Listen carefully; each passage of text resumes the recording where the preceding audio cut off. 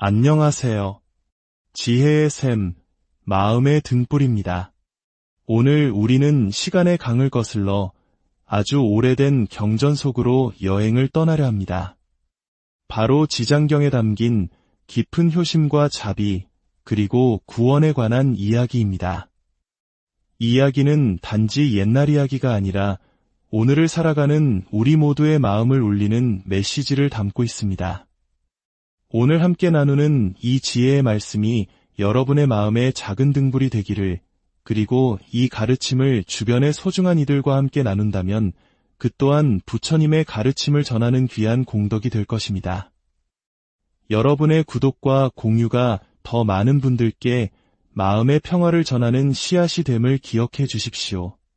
이야기는 청정연화모결해라는 부처님께서 열반에 드신 후 그 가르침의 향기만이 남아있던 상법시대에서 시작됩니다. 부처님의 법이 점차 희미해져 가던 그 시절, 번뇌와 욕망의 굴레에서 벗어난 거룩한 성자 아라한이 있었습니다. 사람들은 그를 나한이라 불렀습니다. 이 아라한은 중생들의 타고난 근기, 즉 그들의 수준과 인연에 따라 차례차례 가르침을 펴고 있었습니다. 그러던 어느 날 아라한은 광목이라는 이름의 한 여인을 만나게 됩니다. 광목은 정성껏 음식을 마련하여 아라한께 공양을 올렸습니다. 그 정성에 감동한 아라한이 물었습니다. 그대의 소원이 무엇이오? 광목은 슬픔에 잠긴 목소리로 답했습니다. 저의 어머니께서 세상을 떠나셨습니다. 어머니를 위해 복을 지어 좋은 곳으로 천도해드리고 싶지만 어머니께서 지금 어느 세상에 어떤 몸을 받아 태어나셨는지 도무지 알 길이 없습니다. 부디 저의 어머니가 어디에 계신지 알려주십시오. 이 간절한 딸의 마음을 가엾이 여긴 아라한은 깊은 선정, 즉 산매에 들어 광목의 어머니가 태어난 곳을 관찰했습니다. 잠시 후 아라한은 무거운 표정으로 입을 열었습니다. 그대의 어머니는 지금 악도에 떨어져 헤아릴 수 없는 큰 고통을 받고 있어. 악도. 불교에서 말하는 가장 고통스러운 세 가지 세계, 바로 지옥, 악이, 축생의 세계를 의미합니다. 그 중에서도 광목의 어머니는 가장 끔찍한 지옥에 떨어져 있었습니다. 아라한이 물었습니다. 그대의 어머니는 살아생전에 대체 어떤 죄업을 지었기에 이토록 무서운 지옥의 고통을 받게 된 것이오? 광목은 흐느끼며 대답했습니다. 저의 어머니는 살아계실 때 물고기와 자라 같은 살아있는 생명을 즐겨 드셨습니다. 특히 아직 채 자라지도 않은 어린 생명들을 볶고 지지고 끓여서 정말 실컷 드셨습니다. 어머니 손에 죽어간 생명의 수가 아마 1000만 배는 좋게 넘을 것입니다. 존자시여, 제발 자비를 베푸시어 저의 가여운 어머니를 구할 방법을 알려주소서. 이 이야기는 우리에게 아주 중요한 질문을 던집니다. 바로 윤회와 업보에 관한 것입니다. 현대 사회에는 윤회란 없다고, 죽으면 모든 것이 끝이라고 말하는 사람들이 늘어나고 있습니다. 하지만 우리가 진정으로 평온한 삶의 길을 걷고자 한다면 세상의 수많은 헛된 말들에 흔들릴 필요가 없습니다. 오직 한 분, 위대한 스승이신 부처님의 말씀에만 귀를 기울이면 됩니다. 부처님의 가르침에는 단 하나의 나쁜 내용도 없습니다. 착하게 살아라, 복을 지어라, 선업을 쌓아라, 모든 생명에게 자비로운 마음을 가져라, 그리고 궁극적으로는 깨달음을 얻어 성불하라고 가르치십니다. 그런데 왜 성불해야 할까요? 대승불교의 가르침은 명확합니다. 고통받는 모든 중생을 구제하기 위해서입니다. 중생을 다 건지오리다는 사홍서원의 첫 번째 서원처럼 지장경의 핵심 또한 바로 이 자비심에 있습니다. 하지만 남을 구제하려면 누구부터 구제해야 할까요? 바로 나 자신입니다. 내 통장에 돈 한 푼 없으면서 다른 사람의 빚을 갚아줄 수 없듯이 내가 먼저 배부르고 풍요로워야 굶주린 이에게 빵 한 조각이라도 나눠줄 수 있습니다. 내 마음의 번뇌와 어리석음부터 먼저 다스려야 비로소 다른 중생의 손을 잡아줄 수 있는 힘이 생기는 것입니다. 이를 자리이타라고 합니다. 나를 이롭게 하는 것이 곧 남을 이롭게 하는 길이라는 뜻입니다. 다시 광목의 이야기로 돌아가 보겠습니다. 아라한은 광목에게 지옥에 빠진 어머니를 구할 수 있는 방법을 일러주었습니다. 그대는 지극한 정성으로 청정연화모결의 부처님을 생각하고 그 명호를 부르시오. 그리고 부처님의 거룩한 모습을 그리거나 불상으로 만들어 모시고 공양을 올리시오. 그러면 살아있는 사람도 죽은 사람도 모두 좋은 과보를 얻게 될 것이오. 광목은 이 말을 듣고 자신이 아끼던 모든 것을 팔아 부처님의 모습을 정성껏 그려 모셨습니다. 그리고 밤낮으로 어머니를 생각하며 공경하는 마음으로 슬픔의 눈물을 흘리며 예배하고 기도했습니다. 기도가 깊어지면서 흘리는 눈물과 콧물, 땀은 그저 신체의 분비물이 아닙니다.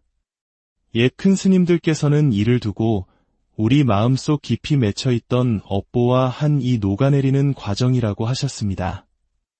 혹여 여러분께서도 기도 중에 까닭 모를 눈물이 흐른다면 그것은 여러분의 업장이 소멸되고 있다는 좋은 징표일 수 있습니다. 그렇게 지극한 정성을 다하던 어느 날 새벽녘, 광목의 꿈에 온몸이 황금빛으로 빛나는 거대한 부처님께서 나타나셨습니다. 그 모습이 마치 우주의 중심에 있다는 수미상과도 같이 장엄했습니다. 부처님께서는 큰 광명을 놓으시며 광목에게 말씀하셨습니다. 내 어머니는 머지않아 너의 집에 태어나게 될 것이다. 갓난아이가 배고픔과 추위를 알게 될 때쯤이면 말을 할 수 있게 될 것이다. 과연 부처님의 말씀대로 얼마 지나지 않아 광목집의 하녀가 아이를 낳았습니다. 그리고 그 아이는 태어난 지 사흘 만에 말을 하기 시작했습니다. 이처럼 지극한 효심과 기도의 힘은 지옥의 문마저 열게 합니다. 하지만 우리는 광목과 같은 특별한 상황이 아닙니다. 그렇다면 평범한 우리들이 다음 생에 가장 확실하게 좋은 곳에 태어나는 방법은 무엇일까요? 부처님께서는 경전에서 분명히 말씀하십니다. 바로 극락세계에 태어나는 것이라고 말입니다.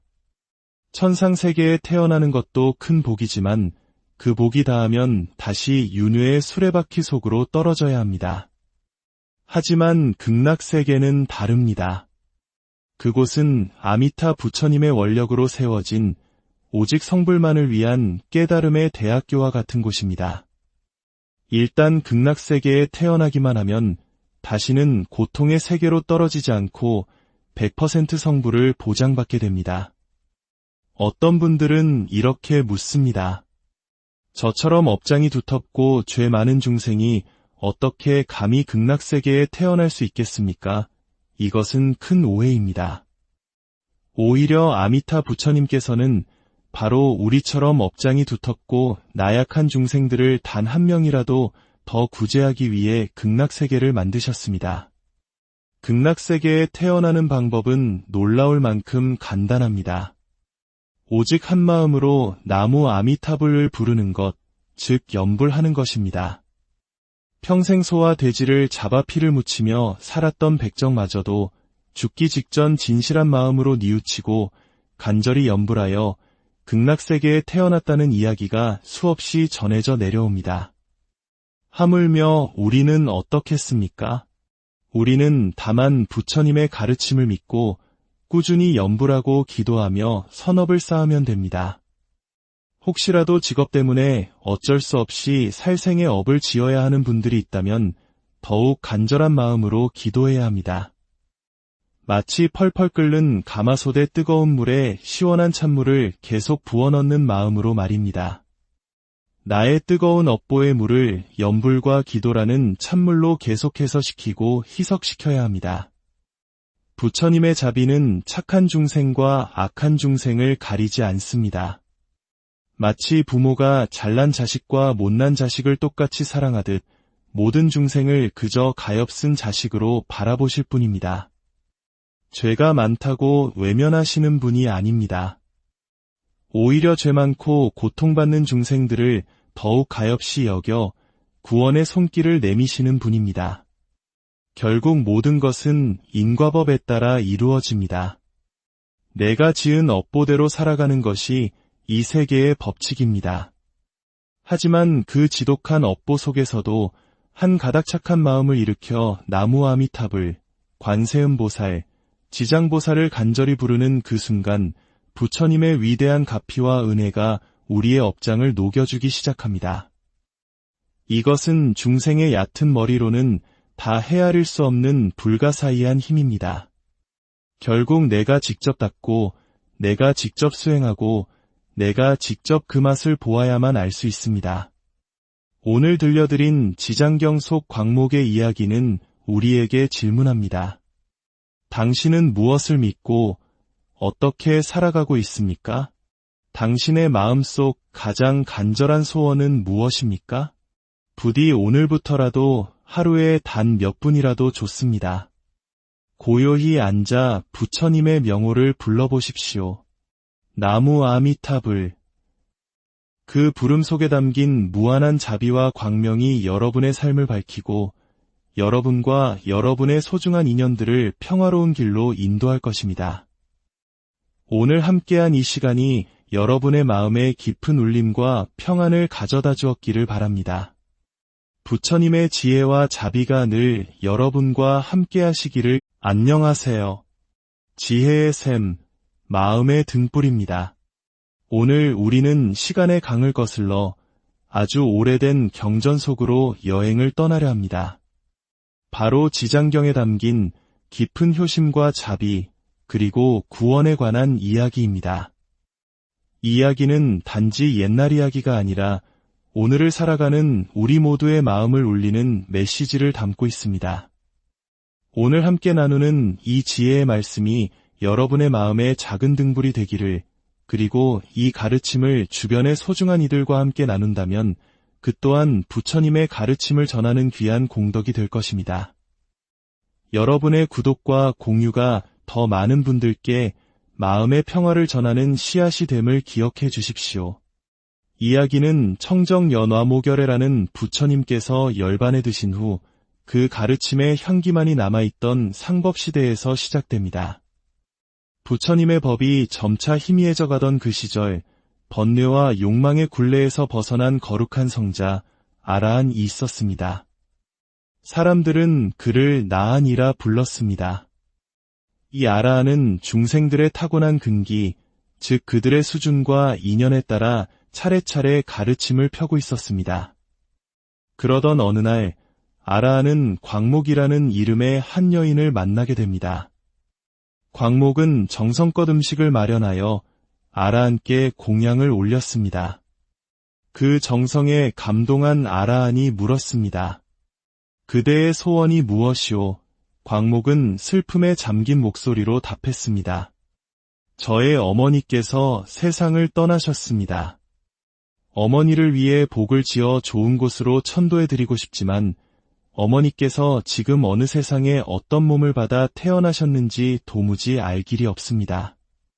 부디 저의 어머니가 어디에 계신지 알려주십시오. 이 간절한 딸의 마음을 가엾이 여긴 아라한은 깊은 선정, 즉 산매에 들어 광목의 어머니가 태어난 곳을 관찰했습니다. 잠시 후 아라한은 무거운 표정으로 입을 열었습니다.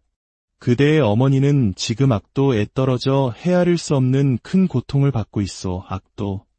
불교에서 말하는 가장 고통스러운 세 가지 세계, 바로 지옥, 악이, 축생의 세계를 의미합니다. 그 중에서도 광목의 어머니는 가장 끔찍한 지옥에 떨어져 있었습니다. 아라한이 물었습니다. 그대의 어머니는 살아생전에 대체 어떤 죄업을 지었기에 이토록 무서운 지옥의 고통을 받게 된 것이오? 광목은 흐느끼며 대답했습니다. 저의 어머니는 살아계실 때 물고기와 자라 같은 살아있는 생명을 즐겨 드셨습니다. 특히 아직 채 자라지도 않은 어린 생명들을 볶고 지지고 끓여서 정말 실컷 드셨습니다. 어머니 손에 죽어간 생명의 수가 아마 10,000배는 좋게 넘을 것입니다. 존자시여, 제발 자비를 베푸시어 저의 가여운 어머니를 구할 방법을 알려주소서. 이 이야기는 우리에게 아주 중요한 질문을 던집니다. 바로 윤회와 업보에 관한 것입니다. 현대 사회에는 윤회란 없다고, 죽으면 모든 것이 끝이라고 말하는 사람들이 늘어나고 있습니다. 하지만 우리가 진정으로 평온한 삶의 길을 걷고자 한다면 세상의 수많은 헛된 말들에 흔들릴 필요가 없습니다. 오직 한 분, 위대한 스승이신 부처님의 말씀에만 귀를 기울이면 됩니다. 부처님의 가르침에는 단 하나의 나쁜 내용도 없습니다. 착하게 살아라, 복을 지어라, 선업을 쌓아라, 모든 생명에게 자비로운 마음을 가져라, 그리고 궁극적으로는 깨달음을 얻어 성불하라고 가르치십니다. 그런데 왜 성불해야 할까요? 대승불교의 가르침은 명확합니다. 고통받는 모든 중생을 구제하기 위해서입니다. 중생을 다 건지오리다는 사홍서원의 첫 번째 서원처럼 지장경의 핵심 또한 바로 이 자비심에 있습니다. 하지만 남을 구제하려면 누구부터 구제해야 할까요? 바로 나 자신입니다. 내 통장에 돈 한 푼 없으면서 다른 사람의 빚을 갚아줄 수 없듯이 내가 먼저 배부르고 풍요로워야 굶주린 이에게 빵 한 조각이라도 나눠줄 수 있습니다. 내 마음의 번뇌와 어리석음부터 먼저 다스려야 비로소 다른 중생의 손을 잡아줄 수 있는 힘이 생기는 것입니다. 이를 자리이타라고 합니다. 나를 이롭게 하는 것이 곧 남을 이롭게 하는 길이라는 뜻입니다. 다시 광목의 이야기로 돌아가 보겠습니다. 아라한은 광목에게 지옥에 빠진 어머니를 구할 수 있는 방법을 일러주었습니다.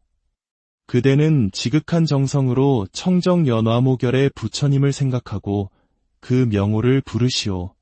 그리고 부처님의 거룩한 모습을 그리거나 불상으로 만들어 모시고 공양을 올리시오. 그러면 살아있는 사람도 죽은 사람도 모두 좋은 과보를 얻게 될 것이오. 광목은 이 말을 듣고 자신이 아끼던 모든 것을 팔아 부처님의 모습을 정성껏 그려 모셨습니다. 그리고 밤낮으로 어머니를 생각하며 공경하는 마음으로 슬픔의 눈물을 흘리며 예배하고 기도했습니다. 기도가 깊어지면서 흘리는 눈물과 콧물, 땀은 그저 신체의 분비물이 아닙니다.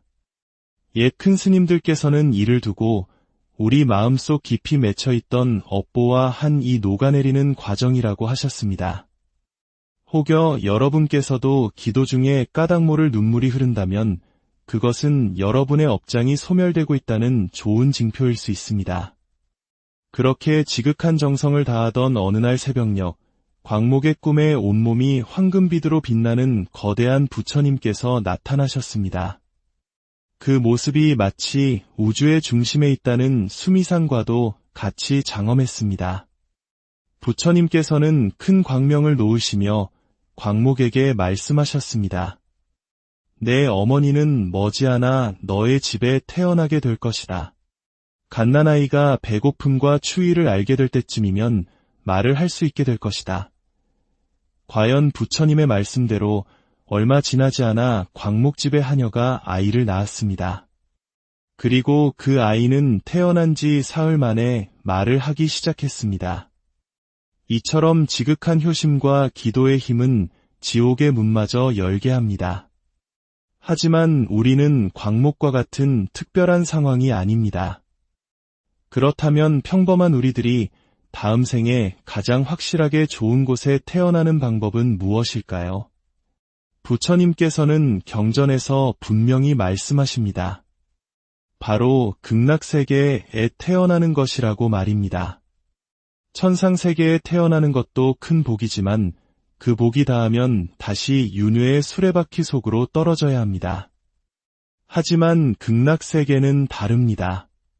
그곳은 아미타 부처님의 원력으로 세워진 오직 성불만을 위한 깨달음의 대학교와 같은 곳입니다. 일단 극락세계에 태어나기만 하면 다시는 고통의 세계로 떨어지지 않고 100% 성부를 보장받게 됩니다. 어떤 분들은 이렇게 묻습니다. 저처럼 업장이 두텁고 죄 많은 중생이 어떻게 감히 극락세계에 태어날 수 있겠습니까? 이것은 큰 오해입니다. 오히려 아미타 부처님께서는 바로 우리처럼 업장이 두텁고 나약한 중생들을 단 한 명이라도 더 구제하기 위해 극락세계를 만드셨습니다. 극락세계에 태어나는 방법은 놀라울 만큼 간단합니다. 오직 한 마음으로 나무 아미타불을 부르는 것, 즉 염불하는 것입니다. 평생 소와 돼지를 잡아 피를 묻히며 살았던 백정마저도 죽기 직전 진실한 마음으로 뉘우치고 간절히 염불하여 극락세계에 태어났다는 이야기가 수없이 전해져 내려옵니다. 하물며 우리는 어떻겠습니까? 우리는 다만 부처님의 가르침을 믿고 꾸준히 염불하고 기도하며 선업을 쌓으면 됩니다. 혹시라도 직업 때문에 어쩔 수 없이 살생의 업을 지어야 하는 분들이 있다면 더욱 간절한 마음으로 기도해야 합니다. 마치 펄펄 끓는 가마솥의 뜨거운 물에 시원한 찬물을 계속 부어넣는 마음으로 말입니다. 나의 뜨거운 업보의 물을 염불과 기도라는 찬물로 계속해서 식히고 희석시켜야 합니다. 부처님의 자비는 착한 중생과 악한 중생을 가리지 않습니다. 마치 부모가 잘난 자식과 못난 자식을 똑같이 사랑하듯 모든 중생을 그저 가엾은 자식으로 바라보실 뿐입니다. 죄가 많다고 외면하시는 분이 아닙니다. 오히려 죄 많고 고통받는 중생들을 더욱 가엾이 여겨 구원의 손길을 내미시는 분입니다. 결국 모든 것은 인과법에 따라 이루어집니다. 내가 지은 업보대로 살아가는 것이 이 세계의 법칙입니다. 하지만 그 지독한 업보 속에서도 한 가닥 착한 마음을 일으켜 나무 아미타불, 관세음보살, 지장보살을 간절히 부르는 그 순간 부처님의 위대한 가피와 은혜가 우리의 업장을 녹여주기 시작합니다. 이것은 중생의 얕은 머리로는 다 헤아릴 수 없는 불가사의한 힘입니다. 결국 내가 직접 닦고, 내가 직접 수행하고, 내가 직접 그 맛을 보아야만 알 수 있습니다. 오늘 들려드린 지장경 속 광목의 이야기는 우리에게 질문합니다. 당신은 무엇을 믿고 어떻게 살아가고 있습니까? 당신의 마음속 가장 간절한 소원은 무엇입니까? 부디 오늘부터라도 하루에 단 몇 분이라도 좋습니다. 고요히 앉아 부처님의 명호를 불러보십시오. 나무 아미타불. 그 부름 속에 담긴 무한한 자비와 광명이 여러분의 삶을 밝히고 여러분과 여러분의 소중한 인연들을 평화로운 길로 인도할 것입니다. 오늘 함께한 이 시간이 여러분의 마음에 깊은 울림과 평안을 가져다 주었기를 바랍니다. 부처님의 지혜와 자비가 늘 여러분과 함께하시기를. 안녕하세요. 지혜의 샘, 마음의 등불입니다. 오늘 우리는 시간의 강을 거슬러 아주 오래된 경전 속으로 여행을 떠나려 합니다. 바로 지장경에 담긴 깊은 효심과 자비, 그리고 구원에 관한 이야기입니다. 이 이야기는 단지 옛날 이야기가 아니라 오늘을 살아가는 우리 모두의 마음을 울리는 메시지를 담고 있습니다. 오늘 함께 나누는 이 지혜의 말씀이 여러분의 마음에 작은 등불이 되기를, 그리고 이 가르침을 주변의 소중한 이들과 함께 나눈다면 그 또한 부처님의 가르침을 전하는 귀한 공덕이 될 것입니다. 여러분의 구독과 공유가 더 많은 분들께 마음의 평화를 전하는 씨앗이 됨을 기억해 주십시오. 이야기는 청정연화모결해라는 부처님께서 열반에 드신 후 그 가르침의 향기만이 남아있던 상법시대에서 시작됩니다. 부처님의 법이 점차 희미해져 가던 그 시절, 번뇌와 욕망의 굴레에서 벗어난 거룩한 성자 아라한이 있었습니다. 사람들은 그를 나한이라 불렀습니다. 이 아라한은 중생들의 타고난 근기, 즉 그들의 수준과 인연에 따라 차례차례 가르침을 펴고 있었습니다. 그러던 어느 날 아라한은 광목이라는 이름의 한 여인을 만나게 됩니다. 광목은 정성껏 음식을 마련하여 아라한께 공양을 올렸습니다. 그 정성에 감동한 아라한이 물었습니다. 그대의 소원이 무엇이오? 광목은 슬픔에 잠긴 목소리로 답했습니다. 저의 어머니께서 세상을 떠나셨습니다.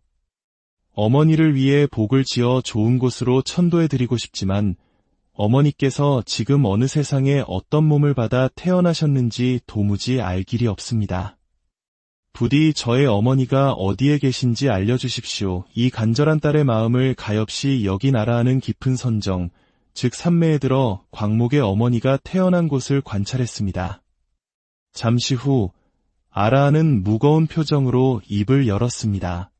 그대의 어머니는 지금 악도에 떨어져 헤아릴 수 없는 큰 고통을 받고 있어. 악도. 불교에서 말하는 가장 고통스러운 세 가지 세계, 바로 지옥, 악이, 축생의 세계를 의미합니다. 그 중에서도 광목의 어머니는 가장 끔찍한 지옥에 떨어져 있었습니다. 아라한이 물었습니다. 그대의 어머니는 살아생전에 대체 어떤 죄업을 지었기에 이토록 무서운 지옥의 고통을 받게 된 것이오? 광목은 흐느끼며 대답했습니다. 저의 어머니는 살아계실 때 물고기와 자라 같은 살아있는 생명을 즐겨 드셨습니다. 특히 아직 채 자라지도 않은 어린 생명들을 볶고 지지고 끓여서 정말 실컷 드셨습니다. 어머니 손에 죽어간 생명의 수가 아마 1000만 배는 좋게 넘을 것입니다. 존자시여, 제발 자비를 베푸시어 저의 가여운 어머니를 구할 방법을 알려주소서. 이 이야기는 우리에게 아주 중요한 질문을 던집니다. 바로 윤회와 업보에 관한 것입니다. 현대 사회에는 윤회란 없다고, 죽으면 모든 것이 끝이라고 말하는 사람들이 늘어나고 있습니다. 하지만 우리가 진정으로 평온한 삶의 길을 걷고자 한다면 세상의 수많은 헛된 말들에 흔들릴 필요가 없습니다. 오직 한 분, 위대한 스승이신 부처님의 말씀에만 귀를 기울이면 됩니다. 부처님의 가르침에는 단 하나의 나쁜 내용도 없습니다. 착하게 살아라, 복을 지어라, 선업을 쌓아라, 모든 생명에게 자비로운 마음을 가져라, 그리고 궁극적으로는 깨달음을 얻어 성불하라고 가르치십니다. 그런데 왜 성불해야 할까요? 대승불교의 가르침은 명확합니다. 고통받는 모든 중생을 구제하기 위해서입니다. 중생을 다 건지오리다는 사홍서원의 첫 번째 서원처럼 지장경의 핵심 또한 바로 이 자비심에 있습니다. 하지만 남을 구제하려면 누구부터 구제해야 할까요? 바로 나 자신입니다. 내 통장에 돈 한 푼 없으면서 다른 사람의 빚을 갚아줄 수 없듯이 내가 먼저 배부르고 풍요로워야 굶주린 이에게 빵 한 조각이라도 나눠줄 수 있습니다. 내 마음의 번뇌와 어리석음부터 먼저 다스려야 비로소 다른 중생의 손을 잡아줄 수 있는 힘이 생기는 것입니다. 이를 자리이타라고 합니다. 나를 이롭게 하는 것이 곧 남을 이롭게 하는 길이라는 뜻입니다. 다시 광목의 이야기로 돌아가 보겠습니다. 아라한은 광목에게 지옥에 빠진 어머니를 구할 수 있는 방법을 일러주었습니다. 그대는 지극한 정성으로 청정연화모결의 부처님을 생각하고 그 명호를 부르시오. 그리고 부처님의 거룩한 모습을 그리거나 불상으로 만들어 모시고 공양을 올리시오. 그러면 살아있는 사람도 죽은 사람도 모두 좋은 과보를 얻게 될 것이오. 광목은 이 말을 듣고 자신이 아끼던 모든 것을 팔아 부처님의 모습을 정성껏 그려 모셨습니다. 그리고 밤낮으로 어머니를 생각하며 공경하는 마음으로 슬픔의 눈물을 흘리며 예배하고 기도했습니다. 기도가 깊어지면서 흘리는 눈물과 콧물, 땀은 그저 신체의 분비물이 아닙니다.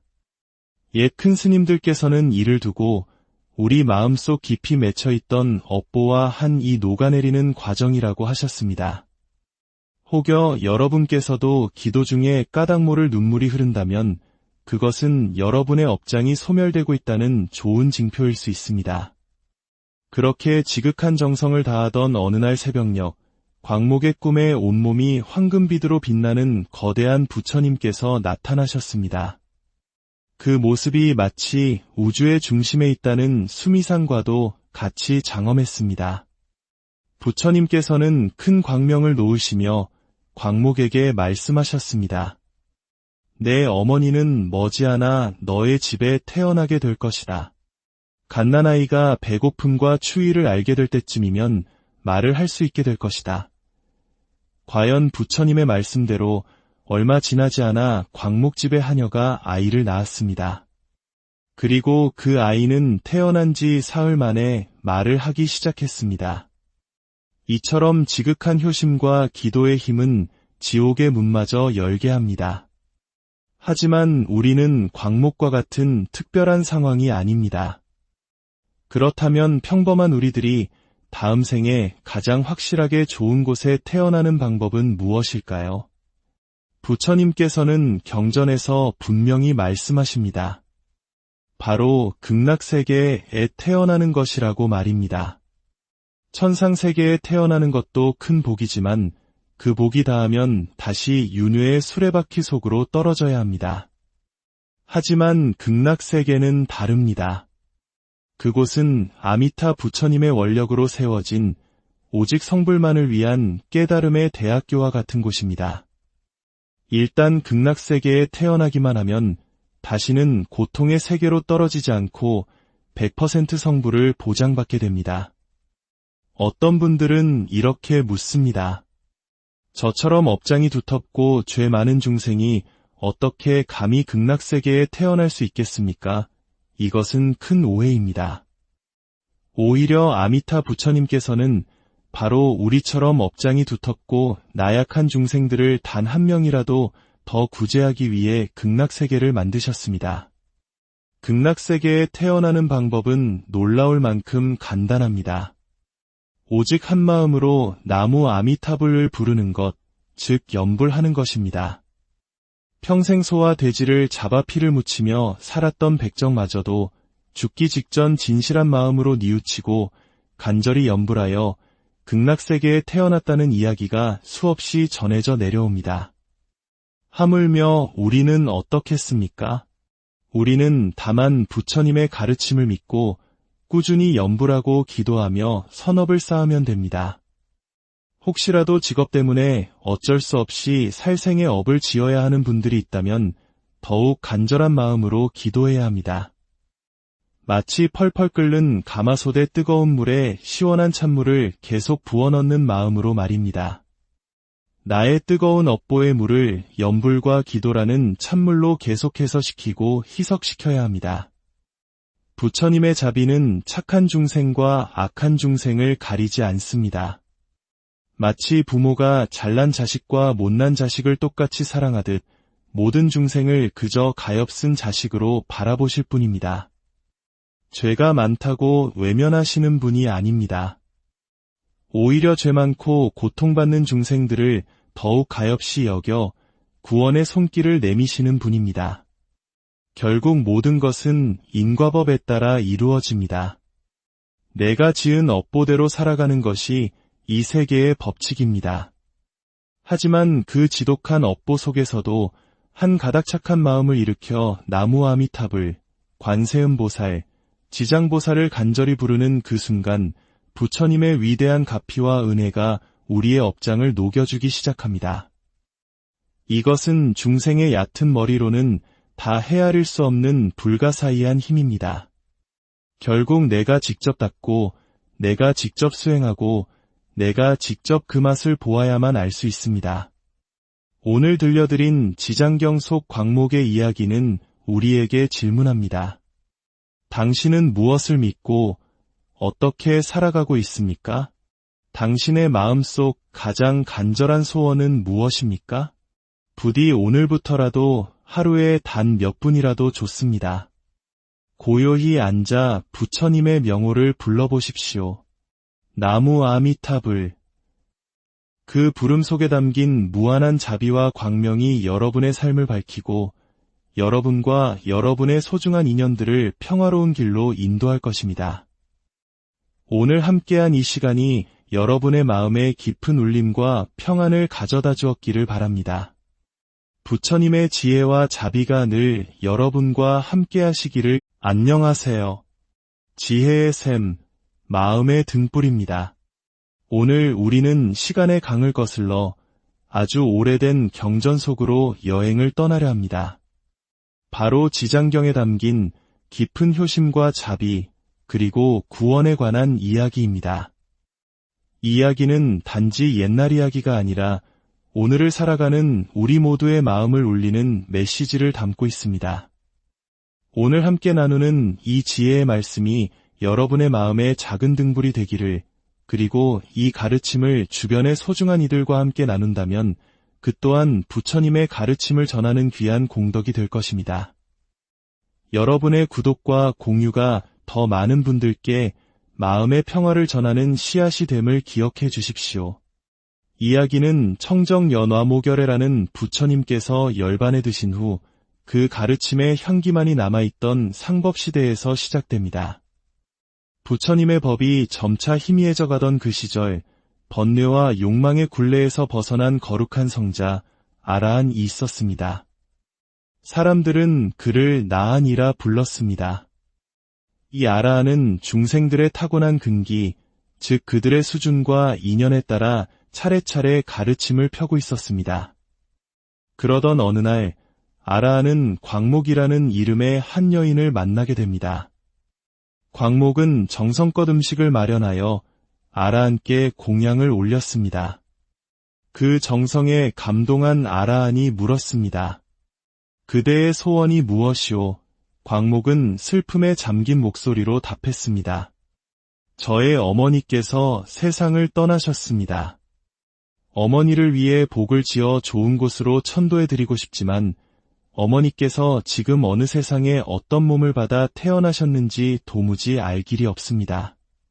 부디 저의 어머니가 어디에 계신지 알려주십시오. 이 간절한 딸의 마음을 가엾이 여긴 아라한은 깊은 선정, 즉 산매에 들어 광목의 어머니가 태어난 곳을 관찰했습니다. 잠시 후 아라한은 무거운 표정으로 입을 열었습니다.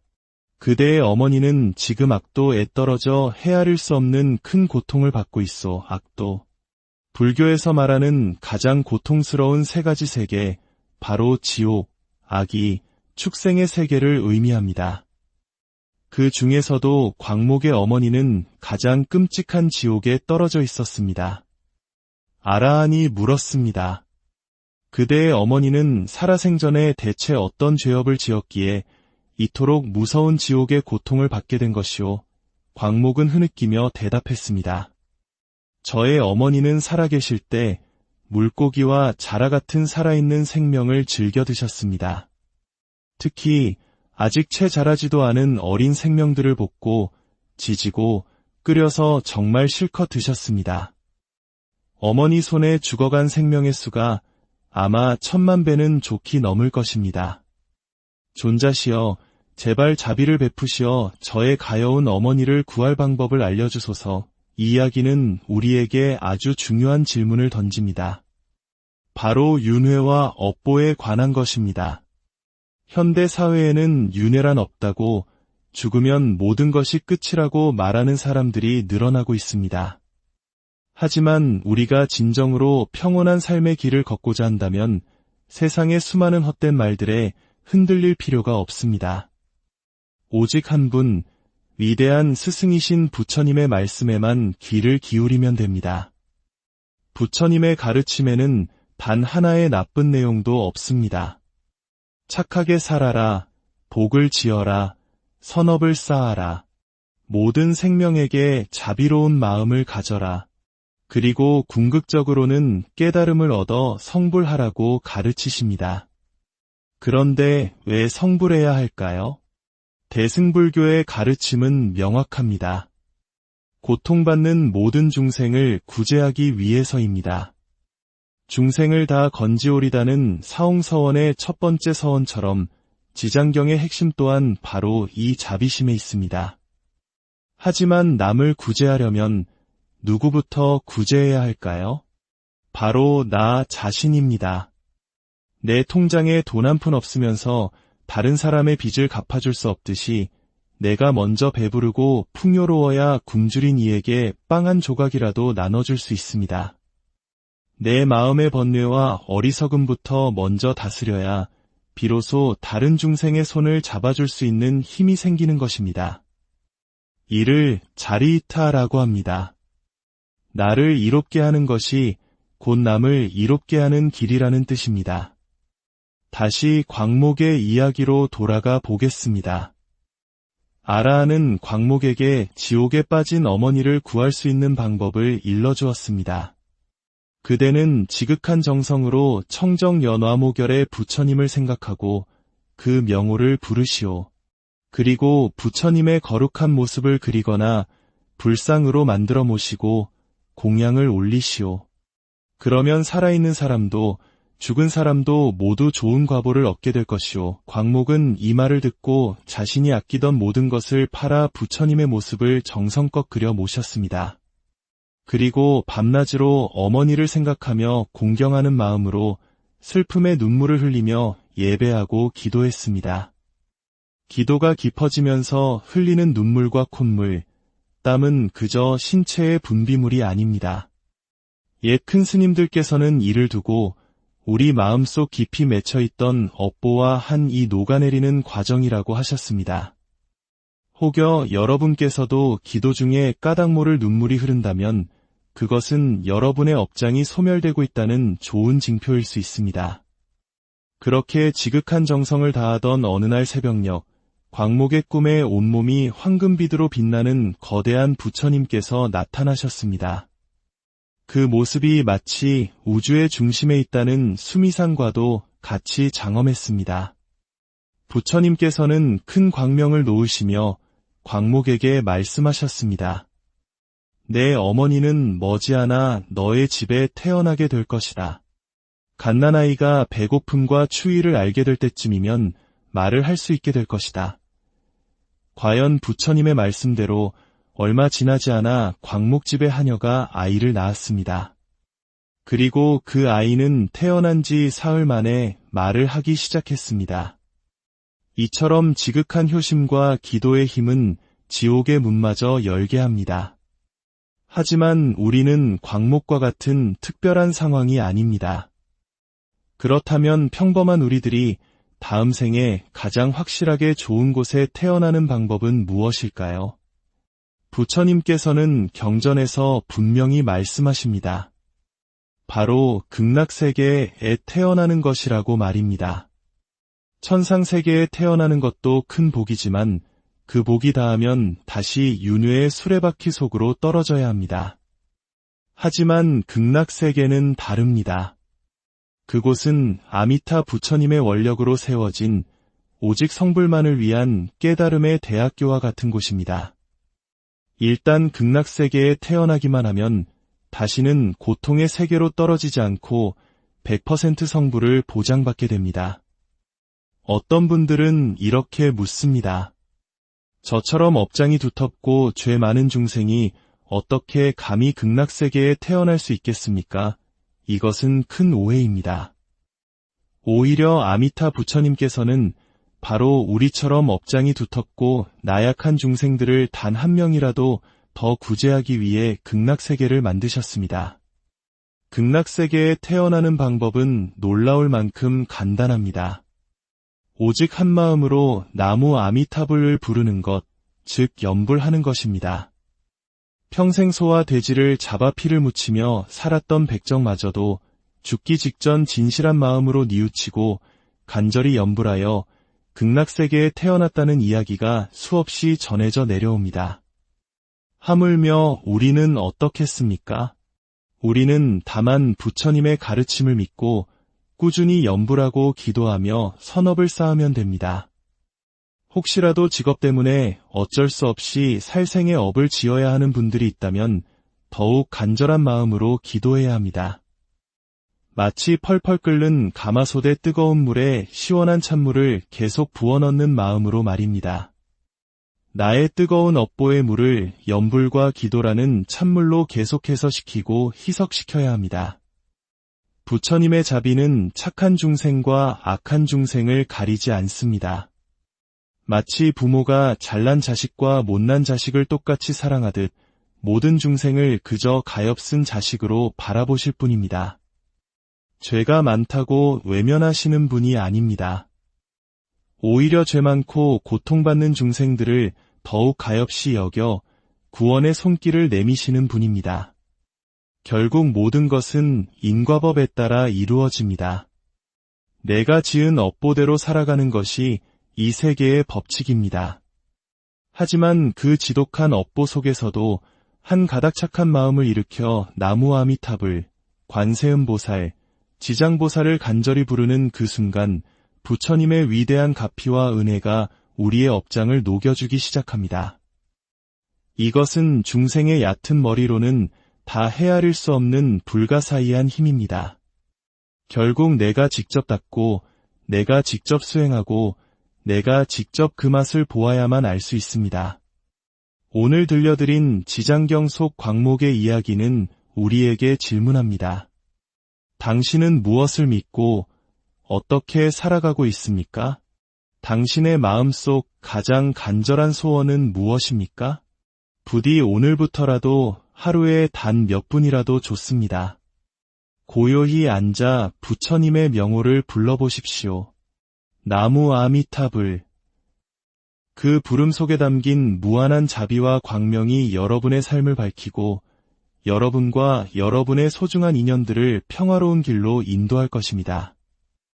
오늘 함께한 이 시간이 여러분의 마음에 깊은 울림과 평안을 가져다 주었기를 바랍니다. 부처님의 지혜와 자비가 늘 여러분과 함께하시기를. 안녕하세요. 지혜의 샘, 마음의 등불입니다. 오늘 우리는 시간의 강을 거슬러 아주 오래된 경전 속으로 여행을 떠나려 합니다. 바로 지장경에 담긴 깊은 효심과 자비, 그리고 구원에 관한 이야기입니다. 이 이야기는 단지 옛날 이야기가 아니라 오늘을 살아가는 우리 모두의 마음을 울리는 메시지를 담고 있습니다. 오늘 함께 나누는 이 지혜의 말씀이 여러분의 마음에 작은 등불이 되기를, 그리고 이 가르침을 주변의 소중한 이들과 함께 나눈다면 그 또한 부처님의 가르침을 전하는 귀한 공덕이 될 것입니다. 여러분의 구독과 공유가 더 많은 분들께 마음의 평화를 전하는 씨앗이 됨을 기억해 주십시오. 이야기는 청정연화모결해라는 부처님께서 열반에 드신 후 그 가르침의 향기만이 남아있던 상법시대에서 시작됩니다. 부처님의 법이 점차 희미해져 가던 그 시절, 번뇌와 욕망의 굴레에서 벗어난 거룩한 성자 아라한이 있었습니다. 사람들은 그를 나한이라 불렀습니다. 이 아라한은 중생들의 타고난 근기, 즉 그들의 수준과 인연에 따라 차례차례 가르침을 펴고 있었습니다. 그러던 어느 날 아라한은 광목이라는 이름의 한 여인을 만나게 됩니다. 광목은 정성껏 음식을 마련하여 아라한께 공양을 올렸습니다. 그 정성에 감동한 아라한이 물었습니다. 그대의 소원이 무엇이오? 광목은 슬픔에 잠긴 목소리로 답했습니다. 저의 어머니께서 세상을 떠나셨습니다. 어머니를 위해 복을 지어 좋은 곳으로 천도해드리고 싶지만 어머니께서 지금 어느 세상에 어떤 몸을 받아 태어나셨는지 도무지 알 길이 없습니다.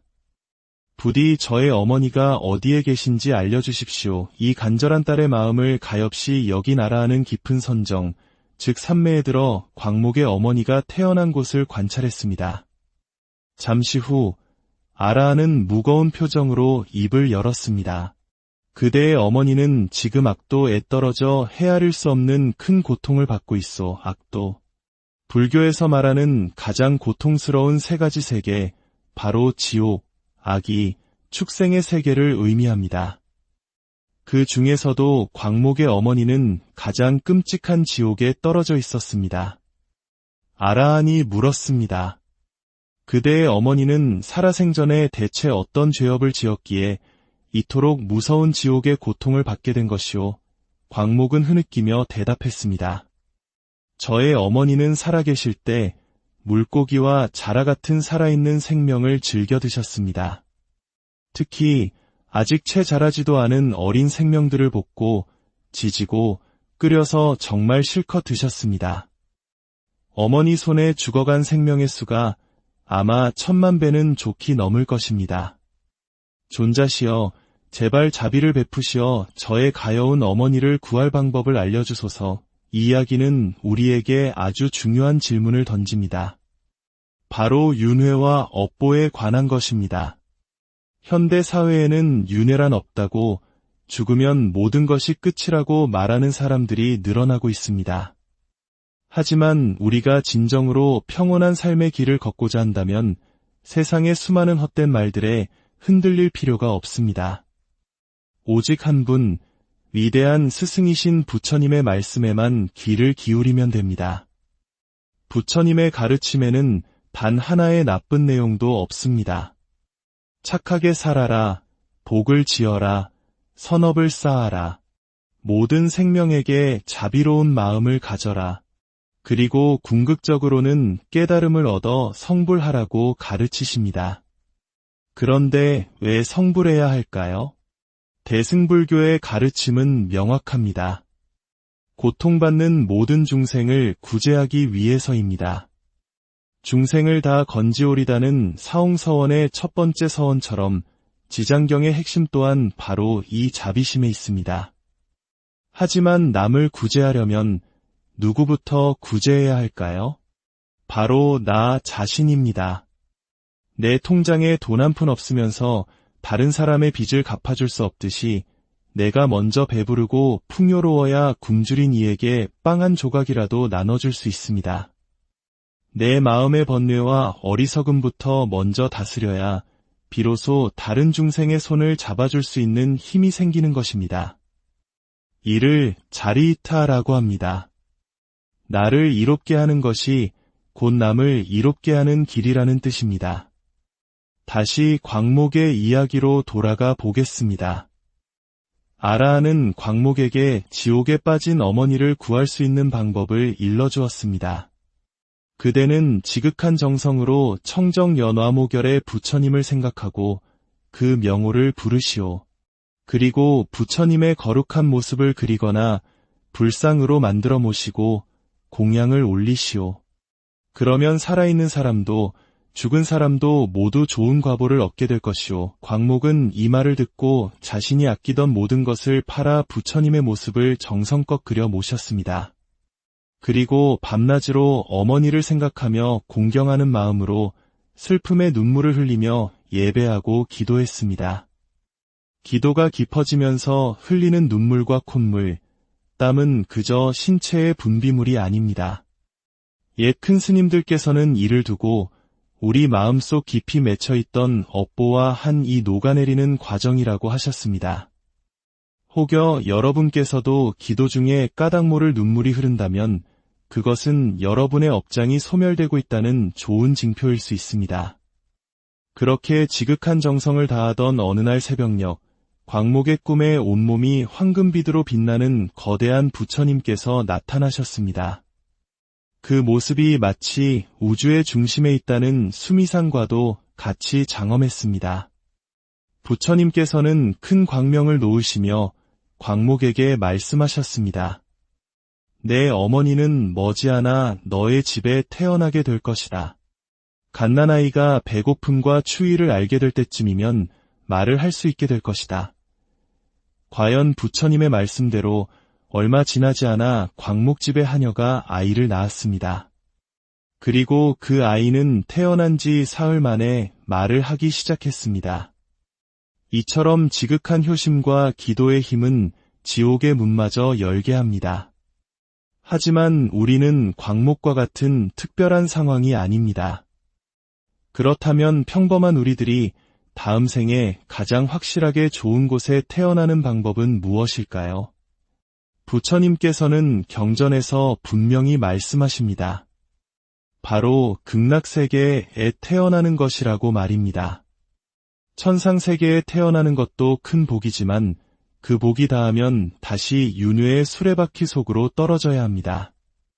하지만 극락세계는 다릅니다. 그곳은 아미타 부처님의 원력으로 세워진 오직 성불만을 위한 깨달음의 대학교와 같은 곳입니다. 일단 극락세계에 태어나기만 하면 다시는 고통의 세계로 떨어지지 않고 100% 성불을 보장받게 됩니다. 어떤 분들은 이렇게 묻습니다.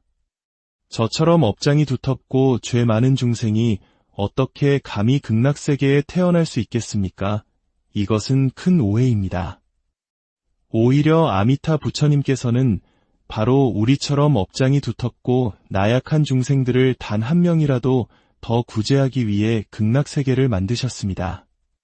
극락세계에 태어나는 방법은 놀라울 만큼 간단합니다. 오직 한 마음으로 나무 아미타불을 부르는 것, 즉 염불하는 것입니다. 평생 소와 돼지를 잡아 피를 묻히며 살았던 백정마저도 죽기 직전 진실한 마음으로 뉘우치고 간절히 염불하여 극락세계에 태어났다는 이야기가 수없이 전해져 내려옵니다. 하물며 우리는 어떻겠습니까? 우리는 다만 부처님의 가르침을 믿고 꾸준히 염불하고 기도하며 선업을 쌓으면 됩니다. 혹시라도 직업 때문에 어쩔 수 없이 살생의 업을 지어야 하는 분들이 있다면 더욱 간절한 마음으로 기도해야 합니다. 마치 펄펄 끓는 가마솥의 뜨거운 물에 시원한 찬물을 계속 부어넣는 마음으로 말입니다. 나의 뜨거운 업보의 물을 염불과 기도라는 찬물로 계속해서 식히고 희석시켜야 합니다. 부처님의 자비는 착한 중생과 악한 중생을 가리지 않습니다.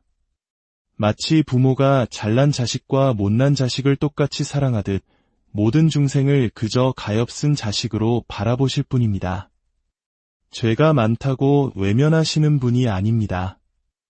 오히려 죄 많고 고통받는 중생들을 더욱 가엾이 여겨 구원의 손길을 내미시는 분입니다. 결국 모든 것은 인과법에 따라 이루어집니다. 내가 지은 업보대로 살아가는 것이 이 세계의 법칙입니다. 하지만 그 지독한 업보 속에서도 한 가닥 착한 마음을 일으켜 나무 아미타불, 관세음보살, 지장보살을 간절히 부르는 그 순간 부처님의 위대한 가피와 은혜가 우리의 업장을 녹여주기 시작합니다. 이것은 중생의 얕은 머리로는 다 헤아릴 수 없는 불가사의한 힘입니다. 결국 내가 직접 닦고 내가 직접 수행하고 내가 직접 그 맛을 보아야만 알 수 있습니다. 오늘 들려드린 지장경 속 광목의 이야기는 우리에게 질문합니다. 당신은 무엇을 믿고 어떻게 살아가고 있습니까? 당신의 마음속 가장 간절한 소원은 무엇입니까? 부디 오늘부터라도 하루에 단 몇 분이라도 좋습니다. 고요히 앉아 부처님의 명호를 불러보십시오. 나무 아미타불. 그 부름 속에 담긴 무한한 자비와 광명이 여러분의 삶을 밝히고 여러분과 여러분의 소중한 인연들을 평화로운 길로 인도할 것입니다. 오늘 함께한 이 시간이 여러분의 마음에 깊은 울림과 평안을 가져다 주었기를 바랍니다. 부처님의 지혜와 자비가 늘 여러분과 함께하시기를. 안녕하세요. 지혜의 샘, 마음의 등불입니다. 오늘 우리는 시간의 강을 거슬러 아주 오래된 경전 속으로 여행을 떠나려 합니다. 바로 지장경에 담긴 깊은 효심과 자비, 그리고 구원에 관한 이야기입니다. 이 이야기는 단지 옛날 이야기가 아니라 오늘을 살아가는 우리 모두의 마음을 울리는 메시지를 담고 있습니다. 오늘 함께 나누는 이 지혜의 말씀이 여러분의 마음에 작은 등불이 되기를, 그리고 이 가르침을 주변의 소중한 이들과 함께 나눈다면 그 또한 부처님의 가르침을 전하는 귀한 공덕이 될 것입니다. 여러분의 구독과 공유가 더 많은 분들께 마음의 평화를 전하는 씨앗이 됨을 기억해 주십시오. 이야기는 청정연화모결해라는 부처님께서 열반에 드신 후 그 가르침의 향기만이 남아있던 상법시대에서 시작됩니다. 부처님의 법이 점차 희미해져 가던 그 시절, 번뇌와 욕망의 굴레에서 벗어난 거룩한 성자 아라한이 있었습니다. 사람들은 그를 나한이라 불렀습니다. 이 아라한은 중생들의 타고난 근기, 즉 그들의 수준과 인연에 따라 차례차례 가르침을 펴고 있었습니다.